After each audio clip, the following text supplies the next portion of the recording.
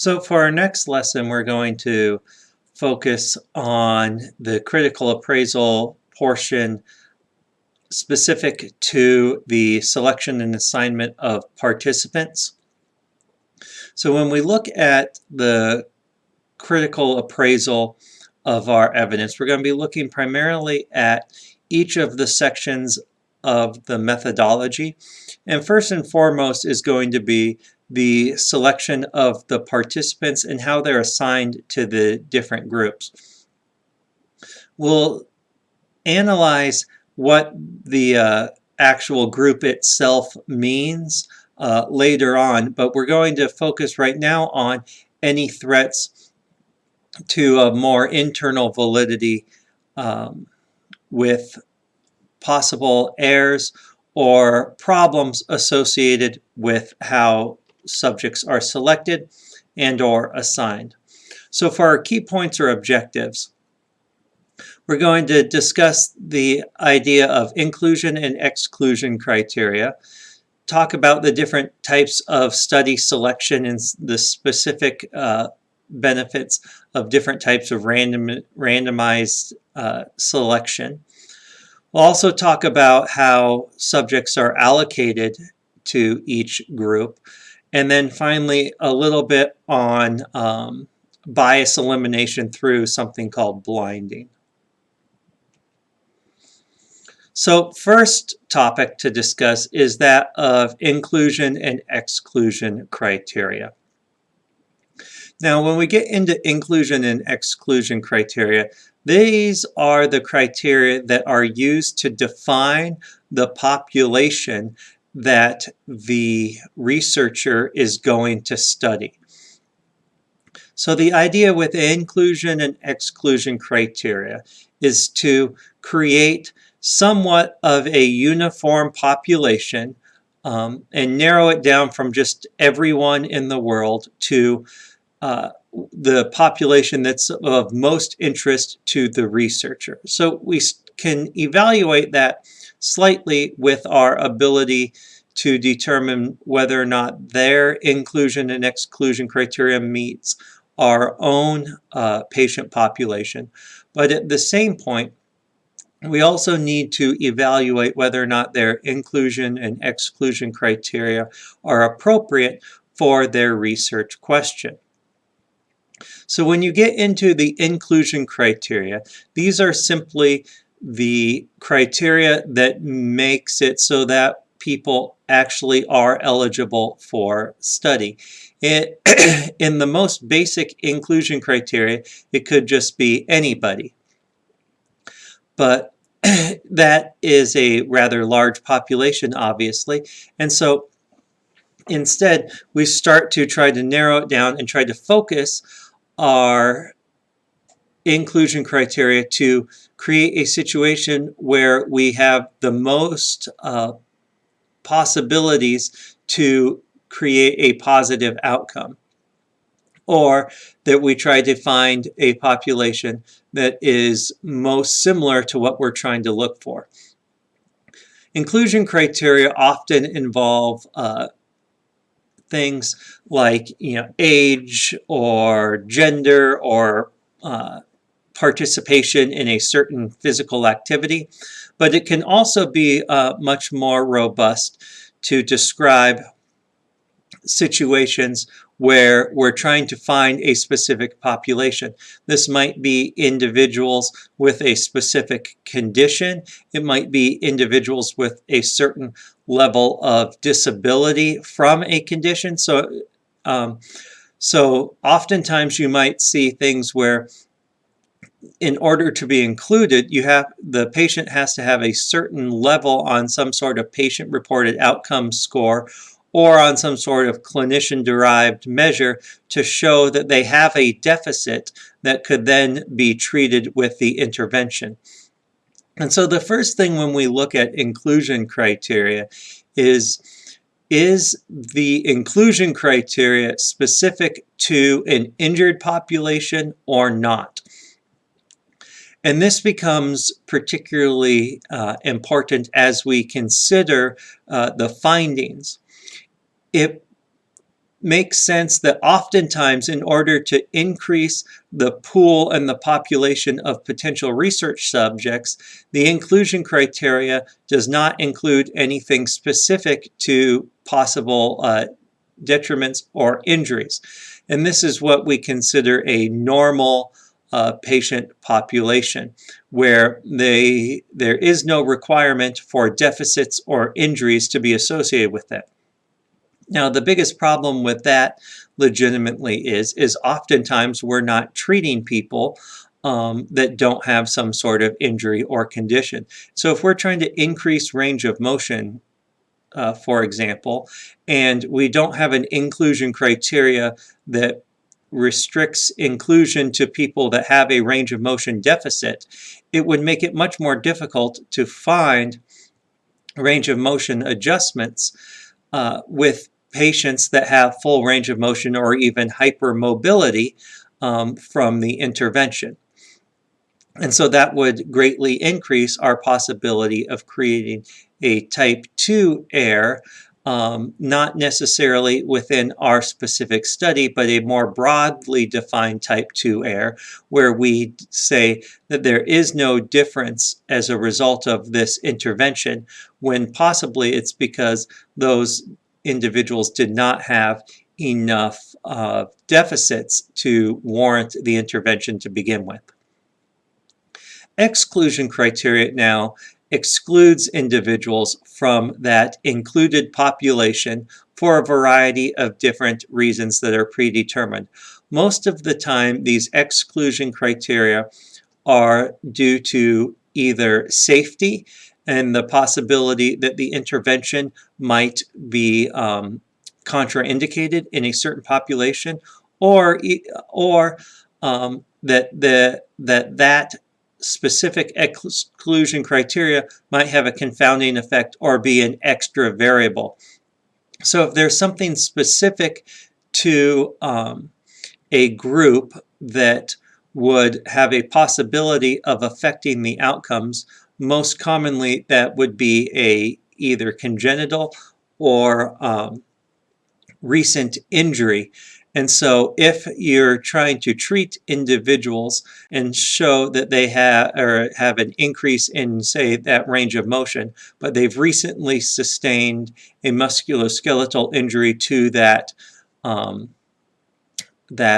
limb, then it might confound the fact that we have now an intervention, but also an injury that is causing any differences associated with that intervention. So it's often the case that you'll see exclusion criteria set at about 6 months or so, that they're injury-free in the area that is to be tested, thereby eliminating any unneeded or any undesired injuries.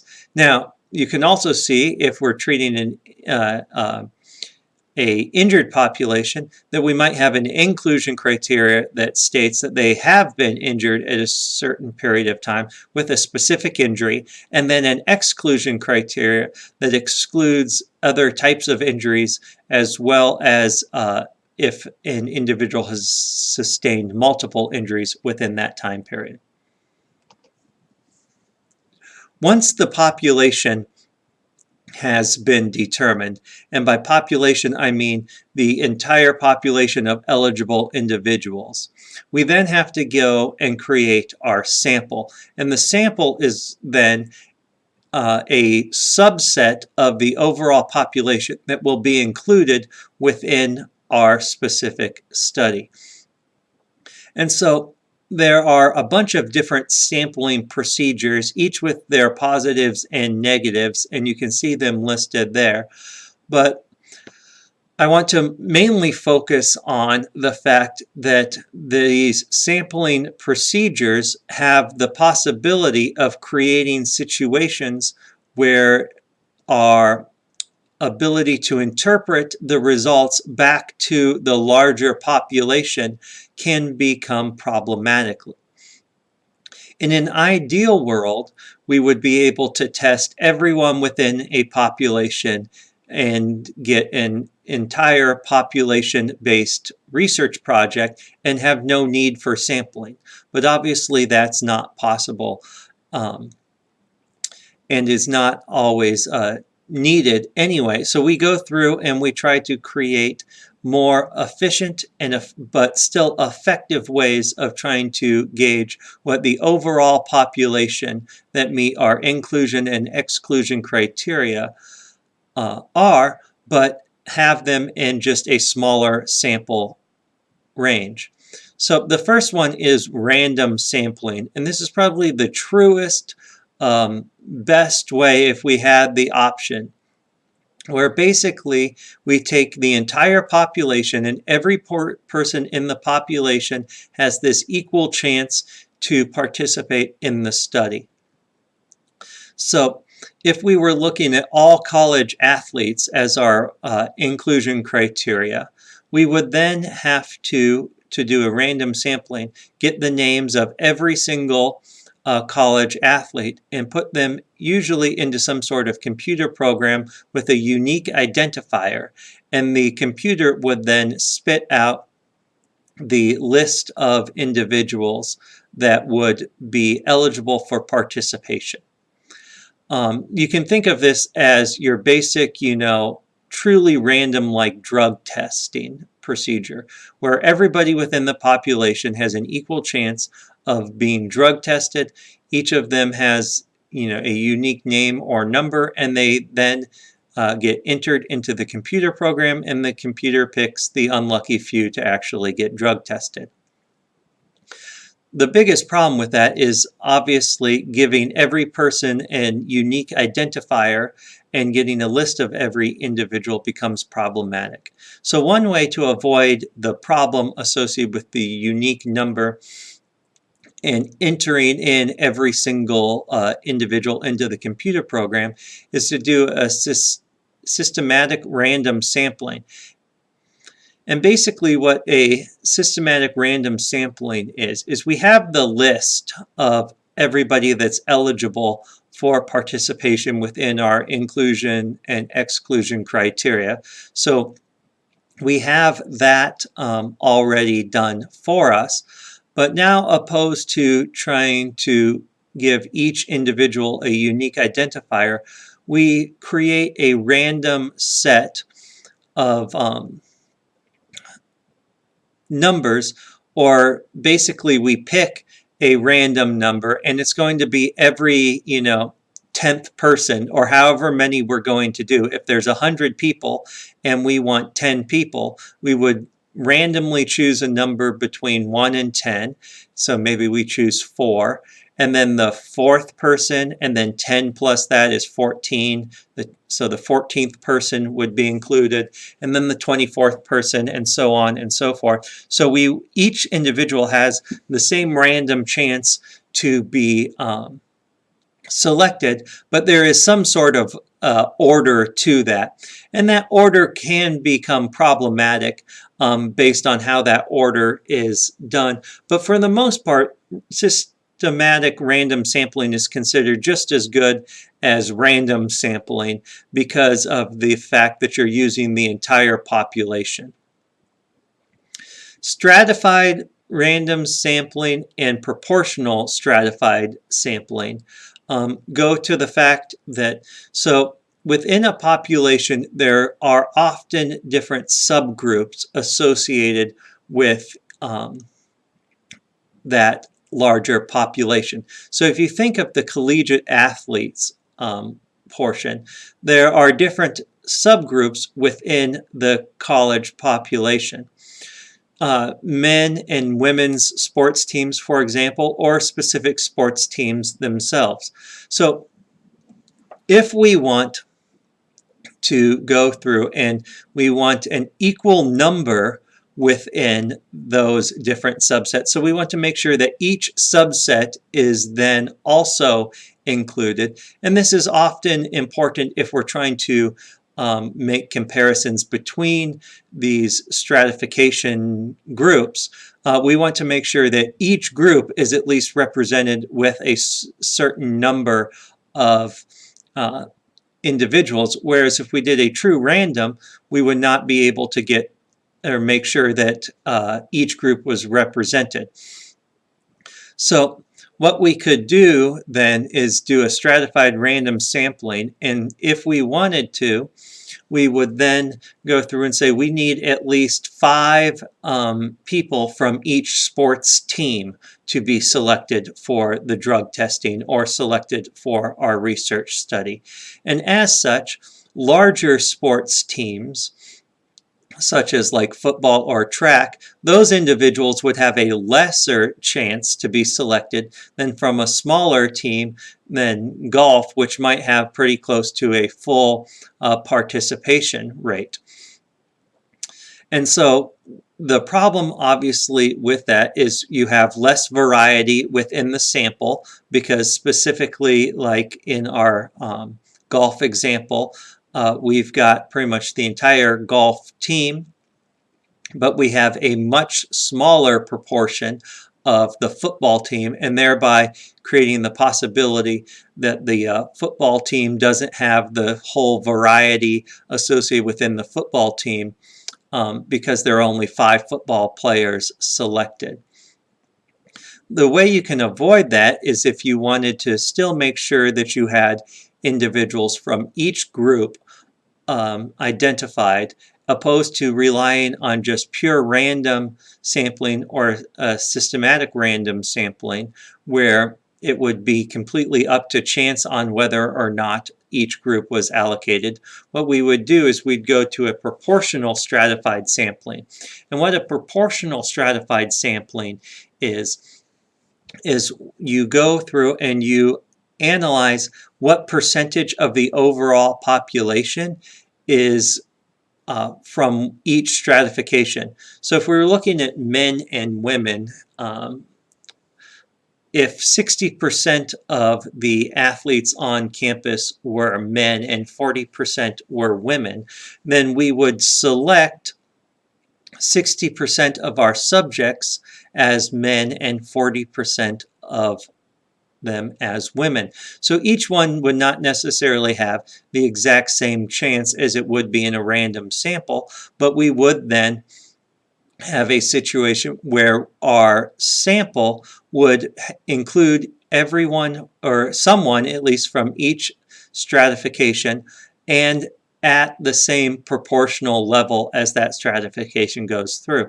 So this allows for a certain amount of assurance that there will be individuals from each stratification, while still allowing for a little bit more variety within the sample, but does not go to the pure systematic random sampling. Cluster sampling now is when you don't have access to the entire population, which is most of the case. And so cluster sampling and convenient sampling are for larger populations where you do not have complete access. What cluster sampling is you then randomly select or select in some sort of realm of randomization a group within the larger population. And then you create that subpopulation and then do your selection. So this would be if you were looking at all college athletes. What you could do for a cluster sampling would be to first randomize the schools and select random schools associated with having intercollegiate athletics. And then only those individuals from those schools would then be randomized as far as their selection. So the advantage of cluster sampling is it pares down the overall population to a much more manageable level. But we still lose some of the variety with that because we now have these clusters creating another possible effect within our data, where it's possible that within the cluster we selected individuals, and there's something specific about that school that might not be represented of the entire collegiate population. So if we randomly selected schools and we had a lot of Power 5 schools that were selected, or specific D3 schools that maybe are very different in their athletic philosophy, that could affect the overall components. Last is the convenient sampling, and this is by far the most common. And in fact, it is so common that to just dismiss convenient sampling as a negative, or to not include convenient samples within your form of assessment of evidence, would mean that you would have very little evidence available for your study. Because convenient sampling basically means that the sample of the population is taken from somewhere for a specific reason. Most of the time it's due to access. So our patient population might be all collegiate athletes. That's the inclusion criteria, is they have to be a collegiate athlete. But then we only assess students at Augustana University because that's where the research is being conducted. And so from that, we're using a convenient sample of Augustana athletes. Anytime that subjects are recruited in a more general way, where they're not selected to then be recruited, you have convenient sampling. So really, you only end up seeing random sampling or the above in smaller populations where the inclusion criteria specifically decreased the overall population to include a much more manageable level, or in some sort of survey-based research. Otherwise, you're going to see cluster sampling or some sort of convenient sampling. And so even though convenient sampling is the least robust form of sampling, it still has value and still warrants consideration. But you have to see if there were any problems in the selection of that convenient sample. And so if there is a convenience sample used, the selection and allocation components become much more important in our analysis, and that's where we move to next. So once you have your sample population selected, you then have to assign them to the different conditions associated with the research. And we call this subject allocation. And so the important component with this for subject allocation, in order for it to be a true randomized controlled trial, which is the higher level of evidence, we're going to be looking at some form of randomization, with computer randomization being most ideal or easiest. You could simply, if you have two groups, flip a coin for each individual, and that would be a form of randomization. But that becomes more tedious, where you can just simply put your sample into a computer program, and it will spit out which group each subject is in. And so groups, or assignment to groups, can be done in different methods, but that changes the study design to one of the other study designs that we talked about previously, thereby decreasing the overall level of evidence. And so we have this idea of an intervention group and a control group. And for a true randomization to occur, those individuals have to have an equal possibility of being selected to both the intervention or the control group. If we do not have a random allocation to groups, then it's not a randomized controlled trial, and the level of evidence is automatically decreased. And we talked about that a little bit previously, but the reason for that is randomization to the specific groups will try to minimize any effects of confounding variables that might create problems by creating a situation where each individual has an equal opportunity to be in each portion or each group. You get this regression towards the mean of exterior variables. And we'll see later, regression towards the mean can be a problem with our variable of interest, but in other variables, that's ideal. The idea is that we would get very average scores in everything at baseline because each group had a random allocation opportunity. And so by putting each individual and the possibility of getting into each group, everything from height, weight, gender, intelligence, education level, strength, body composition, all of that would end up being averaged out because we don't have any reason for those to then become different. And so one thing that we will look at when we look at the validity of the findings later on will be whether or not the groups were equal at baseline in the most important measurements. And random allocation is the best way to ensure that. Lastly, we'll discuss blinding, and blinding is simply a way to reduce bias within the groups themselves. And so you end up needing to have some sort of blinding, and blinding simply means that a group, either the participant, the researcher, or the measurer, the clinician providing treatment, does not know which group the participant has been allocated to.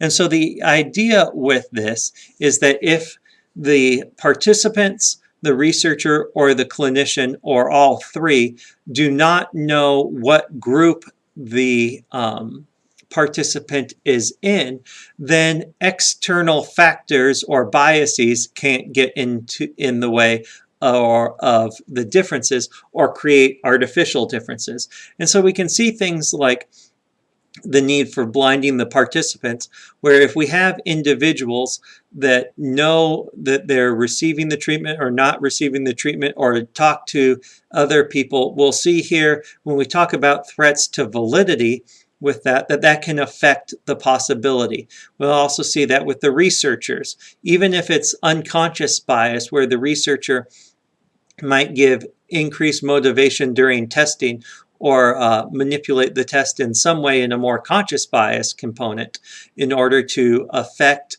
the differences between the groups, that can be obviously problematic. Or with the clinician providing the treatment, we'll see in threats to validity, where it becomes possible that the clinician might do the treatment unconsciously or consciously different based on, to either compensate or to try to affect the overall score. So single blind means that the participants have been blinded. Double blind means the researcher and the participants, and then triple blinded means all three parties do not know the allocation of groups. So to wrap up, we talked about inclusion and exclusion criteria, where inclusion criteria define the population, the overall population, and exclusion criteria then refine that population, usually based on safety or confounding variables. We talked about how we then create sampling from that different population and the different types of sampling, with a true randomized sample being the best but most difficult, and convenient sampling being the easiest but possible bias associated with the selection of the sample. We then talked about allocation and the need for a randomization associated with that to eliminate any differences between the groups at baseline. and that is the key of a randomized controlled trial, is that the allocation to groups is randomized, where each individual would have the same possibility to be in each of the different testing conditions. Right? And if that is not the case, then it's not a randomized controlled trial, and it's a different subject or study design and a different level of evidence. And then finally, the idea of single, double, and triple blinding to eliminate bias, where single blinding is the participant not knowing which group they have been allocated to. The double blinding is the addition of the researcher also not knowing what group the participant's been allocated to, and then triple blinding, where the clinician providing the treatment would also be unaware of the condition.